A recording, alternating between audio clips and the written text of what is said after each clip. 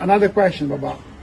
Did Oshagion, Akinloje, live on earth or live on Orun? Oshagion viveu na terra ou viveu no céu? Is it the same Orisha? É o mesmo Orisha? It's the same Orisha. É o mesmo Orisha. When we are talking about Oshagion, Quando falamos sobre Oshagion, there is city in Nigeria that we call Ogiyan. há uma cidade chamada Ogion na Nigéria. And this city is a place that it is worship Orisha Ogiyan also. Nessa cidade se cultua Orisha Gion, porque o nome da cidade se chama Gion. And then there is king also in this city also who rule that city also. So they have festival that they used to do to Ogiyan also.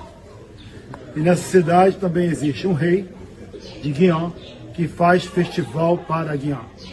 Does Gion take the same offerings as Obatala?